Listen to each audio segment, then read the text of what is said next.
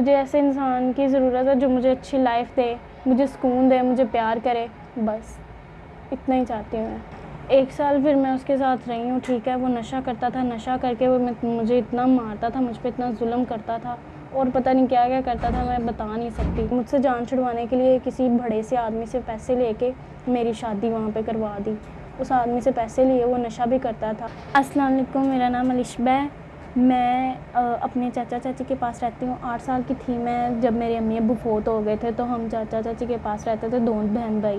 تو میرے چاچا کی بھی اس کے بعد 2 سال بعد یعنی کہ ڈیتھ ہو گئی ہارٹ اٹیک کی وجہ سے، اور اس کے بعد ہم چاچی کے پاس رہتے رہے ہیں۔ تو چاچی نے یعنی کہ اپنے رنگ دکھانا شروع کر دیے، اپنے اصلی روپ میں آ گئی، اتنا ظلم کرتی تھی، کام کرواتی تھی گھر کے باہر کے، ٹھیک ہے۔ کام نہ کرتے جب ہم تو ہمیں کھانا نہیں دیتی تھی، رات کی روٹی نہیں دیتی تھی، ٹھیک ہے۔ تو جب ہم کام کرتے تھے تب کھانا دے دیتی تھی، تو کافی ایک ٹائم ایسا بھی آتا تھا کہ کھانا دیتی نہیں ہوتی تھی۔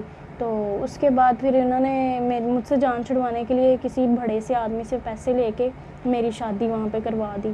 اس آدمی سے پیسے لیے، وہ نشہ بھی کرتا تھا، تو ادھر میری شادی کروا دی میری چاچی نے۔ 1 سال پھر میں اس کے ساتھ رہی ہوں، ٹھیک ہے۔ وہ نشہ کرتا تھا، نشہ کر کے وہ مجھے اتنا مارتا تھا، مجھ پہ اتنا ظلم کرتا تھا اور پتہ نہیں کیا کیا کرتا تھا، میں بتا نہیں سکتی۔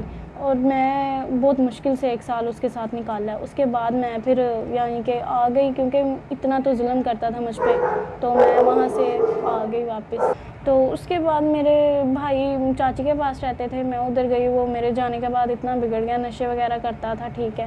تو میں نے اور اس نے مل کے پھر مکان لیا رینٹ پہ، تو میں لوگوں کے گھروں میں کام کر کے گزارا کرتی تھی تھوڑا بہت۔ 6 مہینے ہو گئے یہاں رہتے ہوئے، ٹھیک ہے۔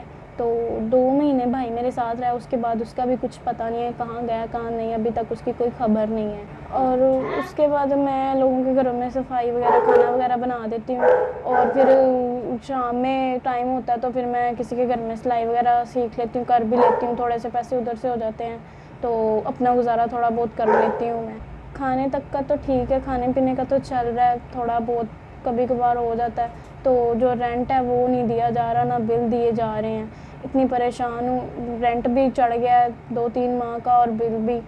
مجھے نہیں پتا تھا کہ چاچی اور چاچا اتنے یعنی کہ میرے ساتھ اتنا برا کریں گے، کیونکہ میں نے کبھی سوچا ہی نہیں تھا کہ 16 سال کی عمر میں میری شادی کر دی اس انسان کے ساتھ جو مجھ سے 40 سال بڑا تھا، ٹھیک ہے۔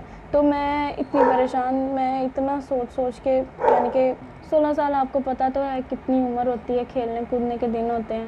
تو میری چاچی نے میری شادی کر دی، تو مجھے پتہ ہے میں کیسے ظلم برداشت کرتی رہی ہوں، کیا کیا میرے ساتھ ہوا ہے، یہ مجھے پتہ ہے یا میرے اللہ کو پتہ ہے۔ چاچا کی تو ڈیتھ ہو گئی ہے، ٹھیک ہے، اور چاچی کے پاس میں جا نہیں سکتی، بھائی بھی چلے گیا چھوڑ کے، میں اکیلی ہوں، آگے پیچھے میرا کوئی نہیں ہے۔